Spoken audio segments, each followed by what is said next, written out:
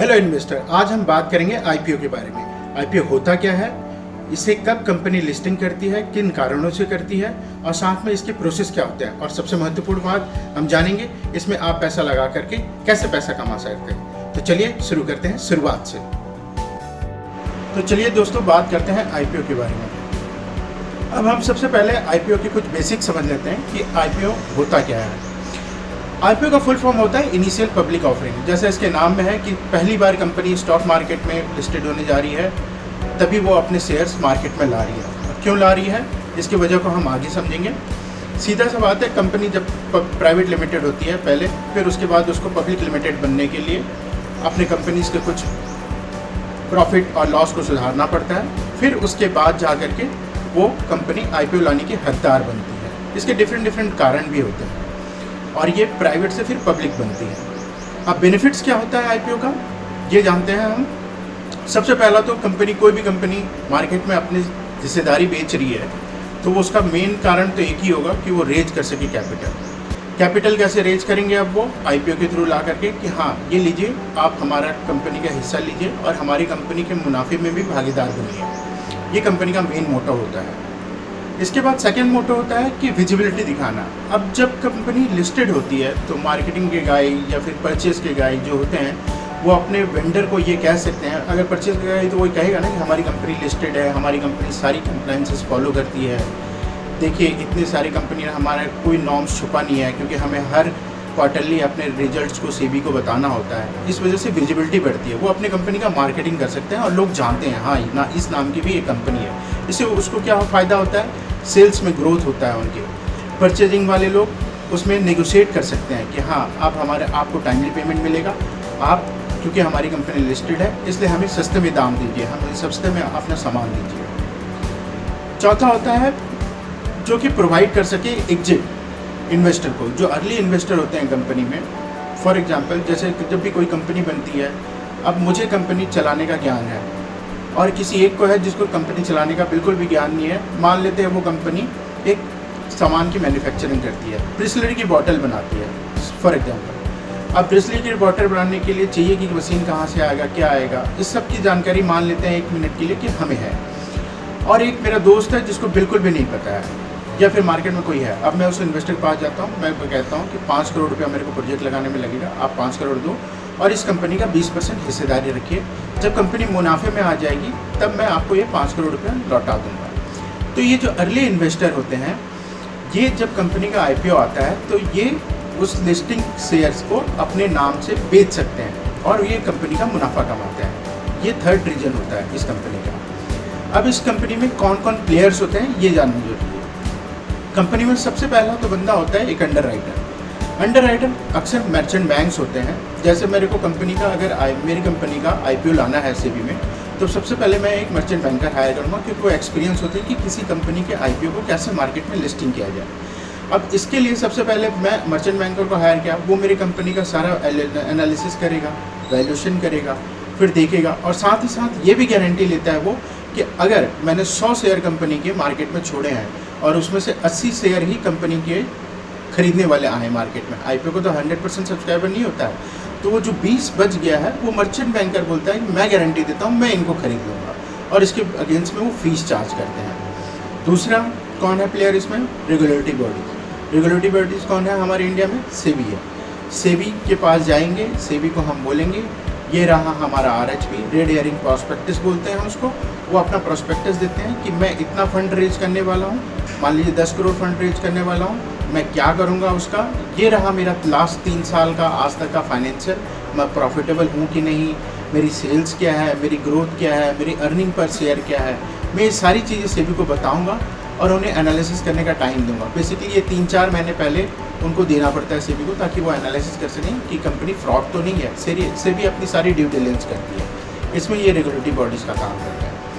और तीसरा सबसे इम्पोर्टेंट, हम और आप जैसे इन्वेस्टर जो इस आईपीओ में पैसा लगाते हैं, क्योंकि बिना इसके, और इंस्टीट्यूशनल भी होते हैं, FIs होती हैं, DI होते हैं, HNI क्लाइंट होते हैं, एंकर इन्वेस्टर होते हैं जो इसमें पैसा लगाते हैं, वो कोई पैसा लगाएंगे तभी तो मार्केट में कंपनी अच्छे दामों पर सब्सक्राइब होगी। अब देखते हैं कि रिस्क क्या है इस आईपीओ में। सबसे पहला रिस्क है मार्केट वोलेटिलिटी। अब मार्केट नई नई कंपनी है, लोगों को जान पहचान ज़्यादा है नहीं, लोग जानते ही नहीं है इस स्क्रिप्ट के बारे में, तो वो इसमें कब लगाएंगे, क्या लगा करके तुरंत निकल जाएंगे, ये मार्केट वॉलेटिलिटी बहुत रहती है। हिस्टोरिकल डाटा अवेलेबल नहीं रहता है, केवल 3 साल का डेटा अवेलेबल रहता है। डेटा चार्ट किसी भी तरह का अवेलेबल रहता नहीं है। टेक्निकल एनालिसिस कई बार देखते हैं कि हाँ इस कंपनी का लास्ट प्रीवियस रिकॉर्ड क्या रहा है, टेक्निकल बेसिस पे ग्राफ्स देख करके, लेकिन वो ग्राफ्स कहीं अवेलेबल नहीं रहेगा क्योंकि कंपनी पहली बार इन्वेस्ट हुई है, वो सबसे बड़ा रिस्क रहता है। और लॉक इन पीरियड होता है अर्ली इन्वेस्टर के लिए। एग्जाम्पल के तौर पे जो कंपनी के प्रमोटर है, अगर मेरी कंपनी है, मैंने कंपनी में पैसा शेयर ला रहा हूँ, लिस्टिंग कर रहा हूँ, तो मैं 6 महीने तक उसमें से निकलूँगा नहीं। ये बहुत इंपॉर्टेंट पॉइंट है, याद रखिएगा। सेबी कहती है 6 महीने तक नहीं निकलने देंगे अगर प्रॉफिटेबल है कंपनी। तो लॉस मेकिंग कंपनी, जैसे अभी डिलीवरी प्रॉफिटेबल हुई है अभी हाल ही में, डिलीवरी के लिए क्या होगा, उस कंपनी में जिन्होंने पैसा लगाया है, जो प्रमोटर रहे होंगे, वो 18 महीने तक इस कंपनी से पैसा नहीं निकाल सकते। उसके बाद प्री IPO इन्वेस्टर होते हैं, जैसे वेंचर कैपिटलिस्ट होते हैं, PE होते हैं, उनके लिए भी 6 महीने का लॉक इन रहता है कि आप 6 महीने तक पैसा, आपको शेयर अलॉट हो गया तो इसका मतलब ये नहीं कि कल ही आप शेयर बेच के चले जाएंगे। ये हमारे लिए इम्पॉर्टेंट है, हम जैसे रिटेल इन्वेस्टर के लिए, क्यों है मैं आगे बताऊँगा। अब आता है एंकर इन्वेस्टर, जो इंस्टीट्यूशनल इन्वेस्टर रहते हैं, उनके लिए लॉक इन रहता है 1 महीने से लेकर 3 महीने तक। मैक्सिमम IPO में 1 महीने का रहता है कि शेयर मार्केट में आज लिस्ट हुआ, मान लीजिए IPO लॉन्च हुआ था 15 रुपये, 20 रुपये, 20 रुपये मान लेते हैं, 20 रुपये में लॉन्च हुआ था और लिस्टिंग हो गई उसके 30 रुपये में, तो 50% का प्रॉफिट हो गया, तो एंकर तो कल को ही निकल जाएगा। तो उससे भी रिटेल इन्वेस्टर का प्रोटेक्शन के लिए कहता है आपको 1 महीने तक उससे नहीं निकलना है। और रिटेल, हम जैसे आप जैसे इन्वेस्टर के लिए कोई लॉक इन पीरियड नहीं होता, आप लिस्टिंग हुई और कल को कल बेच सकते हैं। अब जानते हैं रिसेंट IPO के रियल लाइफ एग्जाम्पल। इसमें से एक पुराना है जो पहला वाला ही है। क्या फ़ायदा होता है। इन्फोसिस 1993 में आई थी। अगर किसी ने उसमें उस समय के 10,000 रुपये लगाए होते उसके IPO में, तो आज के डेट में वो 2 करोड़ रुपया होता। तो इन IPO में पैसा लगाने का कई बार कई गुना रिटर्न मिलता है, हजार गुना तक रिटर्न मिलता है। अभी कंपनी आई थी नायका का IPO लॉन्च हुआ था। नायका का IPO लॉन्च हुआ था 1125 रुपये में, लिस्ट हुई 2001, तकरीबन डबल। मतलब आपने पैसा लगाया और वो डबल हो गया। ये IPO में लगाने के बेनिफिट्स हैं। जोमेटो का IPO लॉन्च हुआ 76 में और लिस्ट हुआ 115 में। इसमें भी 30% का अराउंड में आपको ग्रोथ मिली। ये रिसेंट एग्जांपल है IPO के।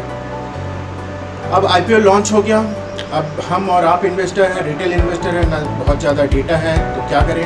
बहुत एक्साइटिंग है, पैसा डबल होता है, कई बार 1.5 गुना तक हुआ है। 10% और 20% तो कहीं नहीं गया, लेकिन हम करेंगे कैसे और इसका रिसर्च कैसे करेंगे। हमें रिसर्च करने के लिए सबसे पहले क्या करना होगा, IPO के प्रोस्पेक्टस को पढ़ना। IPO के प्रोस्पेक्टस को आप पढ़ेंगे, उसमें कंपनी को जानेंगे कि कंपनी करती क्या है, कंपनी का प्रॉफिटेबल है कि नहीं, सेल्स क्या साल दर साल उसके बढ़ रहे हैं। ये सारे RHP में रहता है, रेड हेयरिंग प्रोस्पेक्टस, जो सेबी में रजिस्टर्ड होती है। जैसी कंपनी लिस्टिंग होने जाएगी उससे पहले ये RHP उनको सबमिट करना होता है। आप वहाँ से डाउनलोड करिए, उसको पढ़िए कि सेल्स ग्रोथ है, प्रॉफिटेबल ग्रोथ है, किस सेक्टर में है, बहुत क्लटर्ड तो नहीं है, बहुत भीड़ भाड़ तो नहीं है उस मार्केट में, कंपनी अच्छी तो है। ये सब डेटा आपको वहाँ से मिल जाएगा। इन्वेस्ट बुद्धिमानी से करिए, आँख बंद करके नहीं कि एक दोस्त ने कह दिया कि हाँ इस IPO में पैसा लगाना चाहिए और हम उसमें लगा देंगे। ऐसा बिल्कुल भी मत करिए, क्योंकि बहुत सारे वीडियोज़ आते हैं कि हाँ आप लगाइए ना है, लगा दीजिए, ये IPO बहुत बढ़िया है, इसमें ये है वो है, कह के आप लगा देते हैं और आपका पैसा फंस जाता है। IPO नुकसान भी देता है। आपने 100 रुपये लगाए हैं तो 50 रुपये भी मिलता है, इसलिए ये बहुत इंपॉर्टेंट पॉइंट है। थर्ड इंपॉर्टेंट पॉइंट याद रखिएगा, ये बोनस है आज के लिए। आप क्या करिए, सब्सक्राइबर टाइम्स देखिए। एक IPO लॉन्च हुआ, उसका आप जिस भी इन्वेस्टर प्लेटफॉर्म से करते हैं, जरोदा से, ग्रो से, मोतीलाल ओसवाल, उसमें आप जाएंगे, उसमें देखेंगे पहले दिन ही लॉन्च के साथ ही साथ कितने भी पॉपुलर हो, आपको पैसा पहले दिन लगाता है। 3 दिन से 5 दिन का समय रहता है आपके पास पैसा लेने, इसलिए हड़बड़ी करने की कोई ज़रूरत नहीं है। आपको जाना है उसके वेबसाइट पे, सेकंड डे जाइए, देखिए क्या ये कितने टाइम्स सब्सक्राइब हुआ है। टाइम्स पे गौर करिए, मतलब कितने गुना सब्सक्राइब हुआ है। इसका मतलब सिंपल से भाषा में, अगर 100 शेयर है तो क्या 200 लोगों ने आवेदन दिया है, यानी 2 टाइम हो गया। क्या 500 लोगों ने दिया, यानी 5 टाइम हो गया, यानी IPO पॉपुलर है। उसकी ग्रे मार्केट में प्रीमियम भी बढ़ेगी और बहुत पॉपुलर है। लेकिन उसके साथ साथ ये भी हो जाता है कि आपके चांसेस कम हो जाते हैं उसको मिलने के। लेकिन ठीक है ना, इससे बेटर कि मैं नुकसान करूं, ना मिले, लॉटरी के थ्रू मिले, तो हमें हमारे लिए बेनिफिशियल तो रहेगा। इसलिए आप सेकंड डे, थर्ड डे, जब लास्ट दिन है उस दिन जाके देखिए सब्सक्राइबर कितना है। 1 बजे के आसपास देखिए, आप देखेंगे कि अगर वो मोर देन 50 मतलब 50% से अधिक भर चुका है तो उसमें बढ़िया IPO का रिस्पॉन्स आने वाला है। आपको शायद अगले 4-5 दिनों में 10 से 15%, 20% आराम से रिटर्न मिलने वाला है। और नहीं, अगर ये सब नहीं करते तो आप मेरी वीडियो को देखिए, मैं सिर्फ उन्हीं IPO का वीडियो बनाता हूँ जो कि अच्छे अपॉर्चुनिटी के लिए। Thank you.